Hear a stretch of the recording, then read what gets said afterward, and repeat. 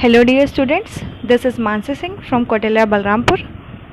आज का ये वीडियो सीटेट बेस्ड होगा, जिसमें हम इंग्लिश पेडागोजी के 10 क्वेश्चन डिस्कस करेंगे जो कि प्रीवियस ईयर में आ चुके हैं। इंग्लिश में आप चाहें तो अच्छे से अच्छा स्कोर कर सकते हैं। 15 में से आपके 10 से 12 पेडागोजी के क्वेश्चन से करेक्ट होंगे ही, बस थोड़ा सा ध्यान देने की ज़रूरत है। तो उम्मीद करती हूँ कि आपको इस वीडियो से कुछ हेल्प मिल जाएगा। बाकी आप लोग इसको सेल्फ स्टडी करिए और कहीं भी डाउट हो तो उसको कमेंट सेक्शन में कमेंट ज़रूर कर दें। तो चलिए स्टार्ट करते हैं। तो ये रहा आपका पहला question. The study of meaning in a language is known as. तो इस क्वेश्चन का सही आंसर हो जाएगा option number A, semantics. Okay, इस तरह के कई सारे क्वेश्चंस कई बार एग्जाम्स में आ चुके हैं एंड आई होप आप लोगों को पता भी होगा। मॉर्फोलॉजी कहते हैं शब्दों रचना का अध्ययन, मतलब study of forms of words. इसको एक सिंपल लैंग्वेज में बोलिए तो ये मीनिंग की एक स्मॉलेस्ट यूनिट होती है। ठीक है, लिंग्विस्टिक्स जो होती है वो किसी विशेष भाषा का अध्ययन होता है। ठीक, एंड सिंटैक्स, ग्रामर्स के रूल को स्टडी करना ही सिंटैक्स होते हैं। तो इस क्वेश्चन का सही आंसर हो जाएगा option number A. So here is your next question. A phoneme is a. Phoneme क्या होता है? Technique to improve pronunciation, single ground unit, lexical item या साउंड पैटर्न। अगर आप लोगों ने लेवल ऑफ लैंग्वेजेस बहुत अच्छे से पढ़ा होगा तो उसमें सबसे पहले ही ये टर्म दिया होगा फोनीम। जिसने भी नहीं पढ़ा है वो पढ़ ले, क्योंकि एग्ज़ाम पॉइंट ऑफ व्यू के लिए ये टॉपिक बहुत ही इंपॉर्टेंट है, जिससे रिलेटेड कई सारे क्वेश्चंस आते हैं और होपफुली आप लोगों का सही भी हो सकता है। तो फोनीम आपकी होती है स्मॉलेस्ट यूनिट ऑफ साउंड, ध्वनि की सबसे छोटी इकाई। ठीक है, तो हो सकता है इस डेफिनेशन के अकॉर्डिंग कुछ लोग ऑप्शन नंबर डी को भी, साउंड पैटर्न को भी सही मान ले, पर ये ऑप्शन एकदम गलत है। इस क्वेश्चन का सही आंसर हो जाएगा option number B, single ground unit. तो फोनीम आई होप सबको समझ में आ गया होगा। So here is your third question. Skimming a reading activity is closed associated with। Skimming और स्कैनिंग दो वर्ड्स आप लोगों ने पढ़े होंगे जो काफ़ी बार एग्ज़ाम में आ चुके हैं। स्किमिंग का मतलब होता है to get a clear general idea of what the para is about, मतलब एक तरह का किसी पैरा या सेंटेंस का सेंट्रल आइडिया निकालना।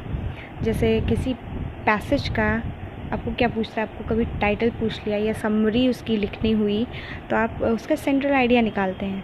ठीक है, जिसको स्पीडली पढ़ के समझा जा सके। ठीक है, तो इसका सही आंसर हो जाएगा option number B, speed. So here is your fourth question. Why is story telling most important in an English language class at primary level. Primary level पर स्टोरी टेलिंग इम्पॉर्टेंट क्यों होती है? तो देखिए, होता ये है कि प्राइमरी लेवल पर जो स्टूडेंट होते हैं उनको लैंग्वेज का थ्योरेटिकल नॉलेज नहीं होता है। ठीक है, तो अगर क्लास में हम एक स्टोरी वाली माहौल क्रिएट करेंगे, ठीक है, आपको सबको पता है कि स्टोरी सुनना बच्चों को बहुत ही पसंद होता है। तो अगर हम किसी चैप्टर को एज अ स्टोरी एक्सप्लेन करेंगे तो वो उससे दो चीज़ें होंगी। एक तो वो बहुत अच्छे लिसनर होंगे, बहुत अच्छे से सुनेंगे, समझेंगे। दूसरा, वो शब्दों को पकड़ेंगे, शब्दों को पकड़ के उनको समझेंगे और उसका यूज़ करना भी वो सीख जाएंगे। ठीक, तो चलिए देखते हैं इसका करेक्ट आंसर क्या हो सकता है। Option number A, it create fun in the class. ये तो बिल्कुल गलत हो जाएगा। Second, it is useful for developing integrated language skill. आपका यही ऑप्शन एकदम सही हो जाएगा। ठीक है, it develop moral values among the students, ये होगा नहीं।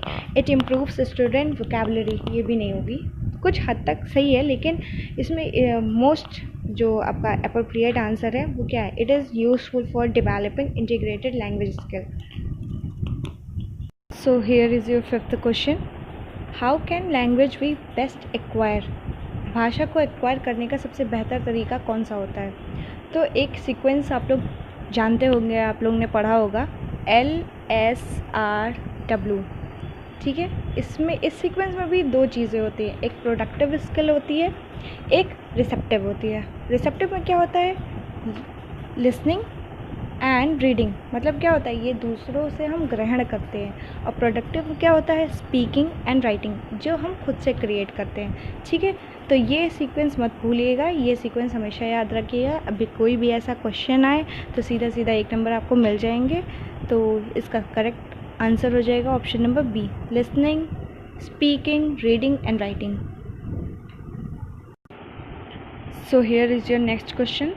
A good teacher is one who gives printed notes to students, gives them ample opportunity to learn, gives them useful information, explains concepts and principles.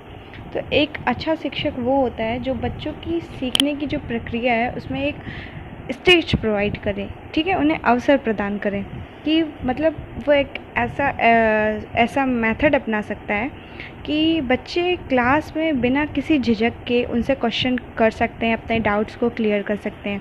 हम उन्हीं को तो अच्छा teacher मानते हैं कि बच्चे डरे ना, थोड़ा फ्रेंडली रहें, उनसे हर एक चीज़ क्लियर कर लें क्लास में ही, उन्हें किसी से पूछना ना पड़े, टीचर से डायरेक्ट इंटरेक्ट करें।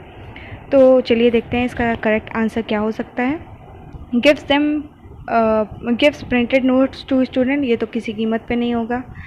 Gives them ample opportunity to learn, ये हो सकता है। Gives them useful information, explain concepts and principle, तो इसका करेक्ट आंसर हो जाएगा option number B.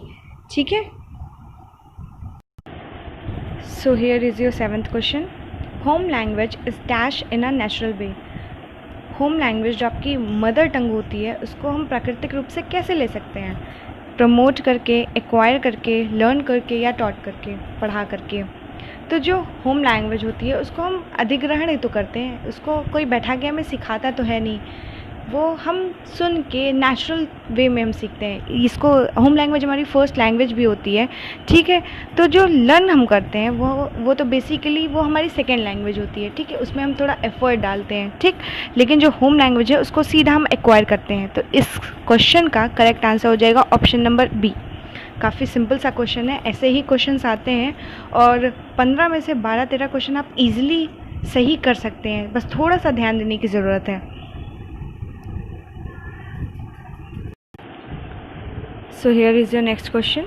A test of listening comprehension is a test of, एक comprehension आपको सुनाया जा रहा है और आपको उसको सुन के समझना है। तो ये जो सुन के समझना है वो कौन से स्किल का टेस्ट है, प्रोडक्टिव स्किल का, रिसेप्टिव स्किल का, हियरिंग एबिलिटी का या फोनोलॉजी का। तो अभी पिछले क्वेश्चन में हमने इसको डिस्कस किया है कि ये सुन के जो हम समझते हैं वो किस में आता है, वो रिसेप्टिव स्किल में आते हैं। आपके रीडिंग एंड लिसनिंग दोनों इसी में आती है। प्रोडक्टिव स्किल में आपके कौन कौन से आते हैं, राइटिंग एंड स्पीकिंग। हम उसको क्या करते हैं, हम उसको प्रोड्यूस करते हैं। ठीक है, तो इसका करेक्ट आंसर हो जाएगा ऑप्शन नंबर बी।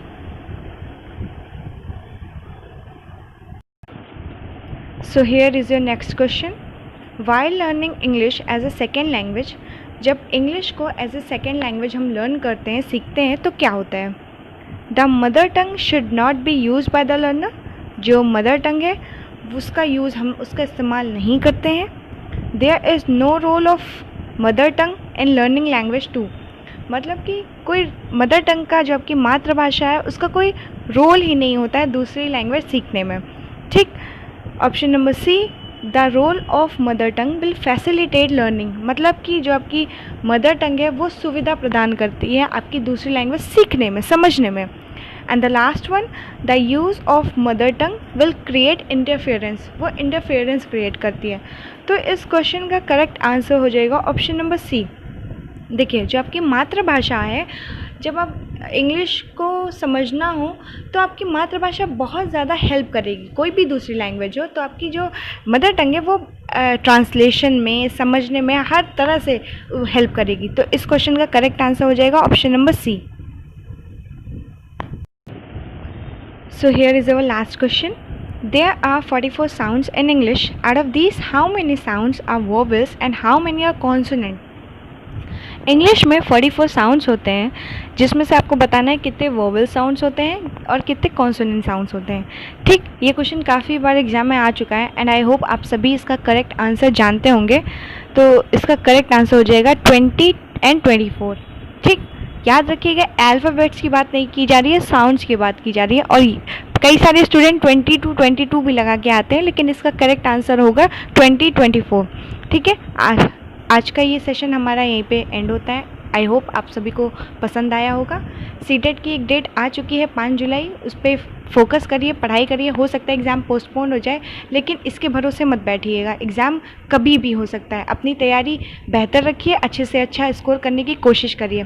घर पर रहें, सुरक्षित रहें। Thank you so much.